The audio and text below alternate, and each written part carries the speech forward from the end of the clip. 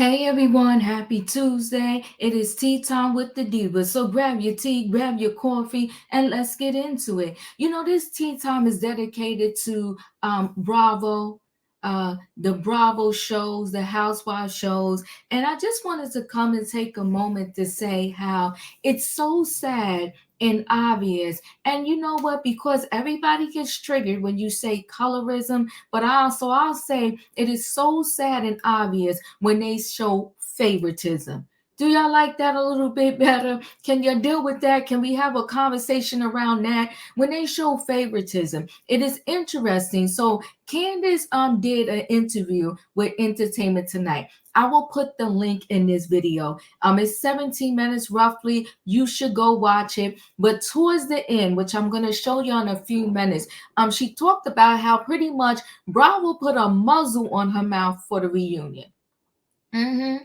They talked to her ahead of time and they told her how she needs to pretty much make friends with Giselle, make up, probably do an apology tour, and don't be so vicious or vocal with her mouth. So they shut her down. But in the meantime, did they put the same restrictions and shut down on Giselle? No, they did not. Because she sat there, ran her mouth, backtracked, took stuff back, apologized, sat there giving faces and mean mugging people and pretty much saying she's not making up with nobody because they don't take responsibility. So she left the onus. And I believe from management, she was given the green light that, yeah, we're going to talk to Candiace and she's going to fix it. And she's going to come to the reunion and bow down to you, the queen. So they put a muzzle on Candiace's mouth and they let Giselle run her mouth. Well, if you like movies, one of my favorite movies, I have many, right, is Pretty Woman. When she went to go shopping, and because she didn't look the part when she went to those stores, the first store she went in, nobody wanted to help her. Nobody wanted to help her because she didn't look like she had money. She didn't look the part. So she went to another store. She called the guy. He called the store and said, take care of her. And then, she walked back by the other store, showed all her bags and said, big mistake. Well, that's what Bravo did. Made a big mistake by losing Candiace. Candiace right now in the space that she is in, her and Chris having a baby, gold mine. For me, that's what I love to see on reality TV. Weddings, babies, baby showers, and the kids growing up. And when I see Chris and Candiace together, I see nothing but love. Nothing but love.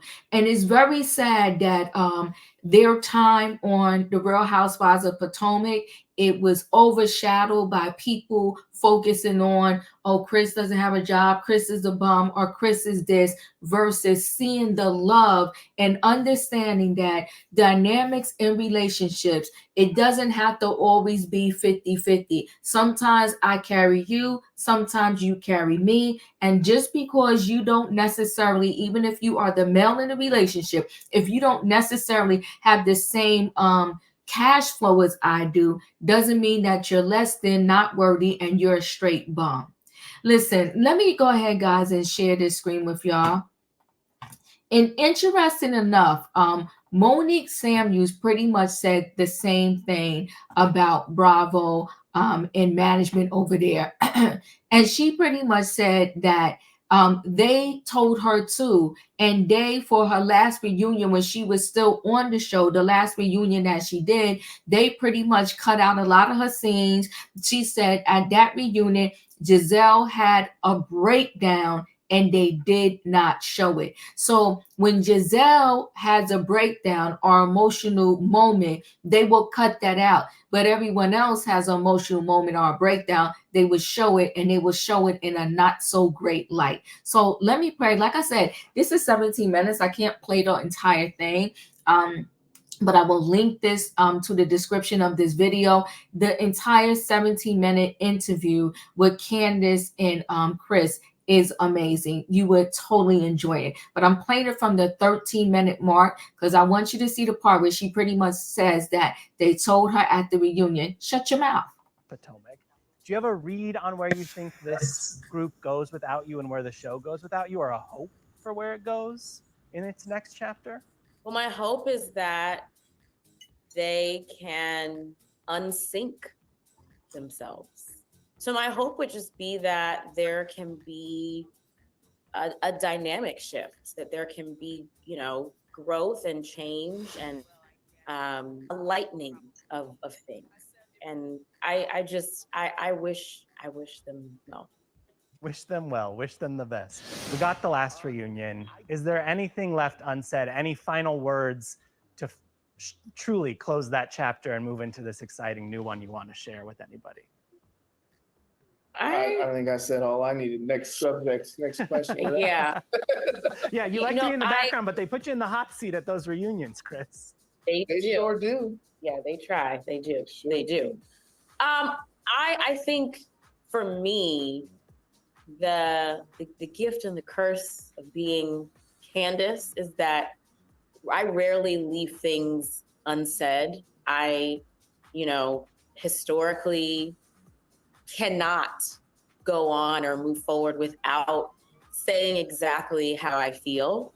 I do think that I maybe took a sort of different approach at this reunion at the request of the network to try and be less vitriolic and more in a space and a spirit of moving forward.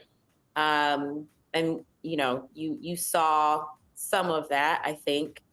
And there were things that I would have said had I not been given those directives. But at this juncture, it feels moot. It feels like there isn't anything else to say. I am so removed mentally from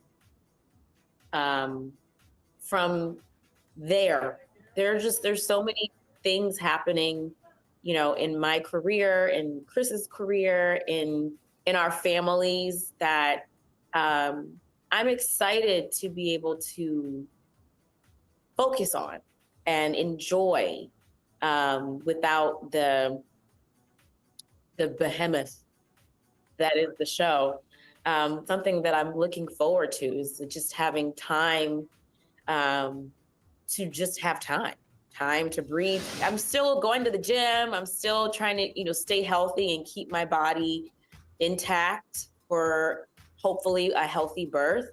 So I'm still trying to do it all. Yeah. Yeah. Is there even a bump yet? Not really. No. Like, I'm bloated, Bryce, all the time. It's so annoying. I get there's like a little. We'll like count tiny. that. We'll count that. Yeah. No, that's not one. It's like a burrito. It's like It's like, people, you trick them. Yeah. Think it's a food baby, but it's a baby. Exactly. Yes. I've been able to fool people, I think, successfully thus far. Now people are going to be walking I'll be in the grocery store and they'll be looking for the bump. So I'm excited. Right. Now, secret's out, cat's out of the bag, and the baby will be here soon enough. Yes. Congratulations to you two again. So excited for you. And thank you for choosing ET to break this big baby news. Thank you for being the carriers of the news, and we really appreciate you for helping us get this out. Yes, thank you. Happy to be your stork. Yes, exactly. That was sweet. So as out of her own mouth, she says Bravo pretty much put a muzzle on her mouth. Out of Monique Samuel's own mouth, she said pretty much Bravo put a muzzle on her by cutting out a lot of scenes that actually happened at that final reunion, especially the scene where Giselle had a total, complete breakdown. It's very sad to see the favoritism that goes on, but I think they cut off there's a saying that says you cut off your own nose to spite your face, something like that. Y'all can help me out in the chat. Y'all always do. I think that's what Bravo did. Losing Candiace, I think, is going to be a really big deal. Now Nneka is gone, and Nneka was new, so it's not like, it was either way here or there with her. But for us being left with what we know so far, Mia, Karen, Giselle, and Wendy, I don't think it's going to be a show. Now, I could be wrong. Time will tell, but I don't think it's going to be a show. I think it's going to be for me, and I forgot Ashley's still there, but Ashley doesn't give us a storyline anyway. I think for me, it's going to be a big hole without Candiace being there. And I said it earlier, I think it would have been an amazing opportunity and storyline with her, Chris having their first baby and, you know, baby shower and all of that. But I also know to protect their peace and her pregnancy, she didn't need that toxic environment, because I think there's a lot of jealousy on that cast. I think it's a lot of meanness on that cast. I think, like she said, alliances have to be broken, and we got to get back to, let's give the people a nice, fun, exciting show, something to look forward to. All right, if we bicker here and there, not a big deal, but to tear away at people's character and just be straight mean is just, you know, unbelievable. Now, Robin's absence is going to be interesting to see how Giselle maneuvers without Robin being on the show. Anyway, guys, chat with me in the comments, and when I get an opportunity, I will chat back. Do you think that Bravo shows a lot of favoritism towards the individuals that they like, and the ones that they don't become the villains, become the scapegoats, become the storylines, and their families and themselves suffer as a result of them protecting one group and villainizing the other? Y'all let me know your thoughts. Listen, if you're not a subscriber, subscribe, hit the notification bell so that every time I upload a video, you will be notified. If you are a subscriber, welcome back. Everybody, thanks for watching. Don't forget, hit the like button, y'all, and I'll see you on the next video.